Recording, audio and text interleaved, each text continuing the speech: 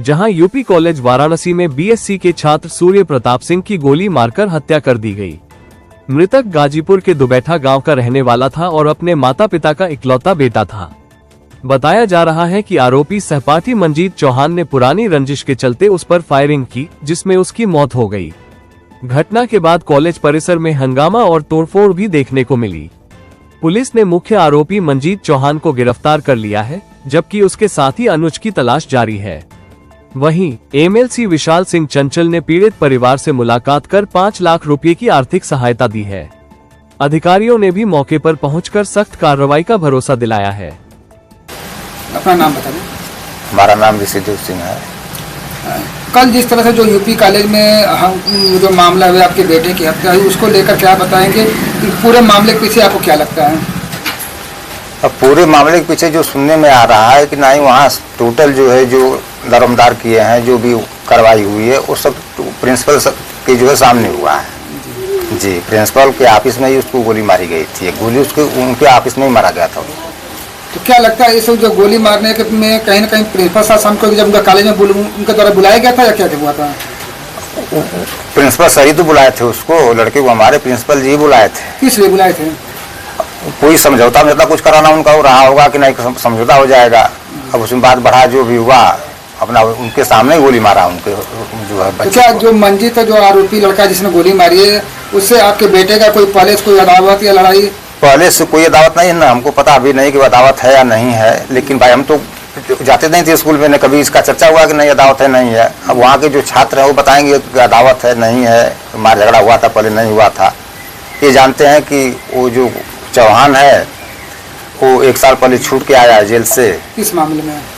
कोई गुनाह किया होगा जी, तो छूट के आया है और उसके बाद भी उसका एडमिशन उसमें स्कूल में हुआ है। अच्छा जी, तो इसका मतलब कि प्रिंसिपल साहब के इसमें जो है पूरी तरह से संलिप्तता नजर आ रही है। देखने से तो यही लग रहा है कि नहीं उन्हीं का जो है हाथ है। ऐसे में बात किया जाए कि जैसे जो जानकारी मिल आ रही है कि आपका बेटा जो है चेचक के रूप से जब पीड़ित थे और 10 दिनों तक लगभग घर थे। जी जी। तो क्या जब वो घर पर थे तब क्या कोई कॉलेज का कोई फोन आया था? नहीं, या उनके किसी दोस्तों का कोई फोन आया रहा हो? नहीं, चेचक तो हमारे सामने पूरा को बाहर भी नहीं निकलता था। हमारे घर बस अंदर ही था, वो बाहर भी नहीं निकलता था। वो अचानक कल फोन आना और उसका कॉलेज पहुंचा जी। और कितने देर बाद फिर आपको ये सूचना मिली कि ऐसी घटना हो चुकी है? हमको तो सूचना मिली 11 साढ़े 11 बजे सूचना मिली हमको। हम जा रहे थे लखनऊ, हमको सूचना मिली कि ऐसा कांड हो गया है। अब करते धरते सूचना मिली, उसके बाद हम वापस 9:30 साढ़े 8 बजे तक आए लखनऊ से। नहीं तो ऐसे में जैसे कल सुबह आपके द्वारा बताया जा रहा है कल सुबह जो है उसके पास फोन आया, कितने बजे फोन आया था और क्या बजे यहाँ से फिर कॉलेज ले गया? अब ये तो हम कंफर्म नहीं कर सकते। हम 8 बजे निकल गए थे हमारा लखनऊ के लिए, तो हम कंफर्म नहीं कर सकते कि नहीं कितने बजे फोन आया था, कितने बजे बुलाया था, ये कंफर्म नहीं। मतलब जब ये सूचना आई तो आप लखनऊ के रास्ते में थे? रास्ते में थे। तो फिर बीच रास्ते से वापस आ गए? नहीं, फिर लखनऊ गए, लखनऊ से काम करके फिर वापस आए। ऐसे में और हम बात करें जो सूर्य प्रताप जब थे तो उनसे कुछ आपको कोई आप लोग से बातचीत हुआ करती थी कि करियर को लेकर या क्या बनना चाहते हैं या आप लोग क्या चाहते थे? नहीं, वो तो कहता था कि नहीं भाई बिजनेसमैन बनेंगे, बिजनेस करेंगे। तब बोलते थे बेटा पैसा इतना तो है नहीं बिजनेस करोगे, पढ़ लिख लो, कादेश कोई नौकरी कर लो, यही सब चर्चा होती थी। वाराणसी के कॉलेजों में देखा जाता है कि अधिकतर जो छात्र राजनीति चरम पर होती है, तो क्या आपका बेटा भी छात्र राजनीति से मतलब कहीं लगा हुआ था या? अब इसके विषय हम नहीं बता पाएंगे छात्र लगा था या नहीं लगा था, लेकिन अब जो भी कारण रहा हो। कॉलेज की प्रशासनिक कार्रवाई में एक पुत्र था, वो इंटरेस्टेड था?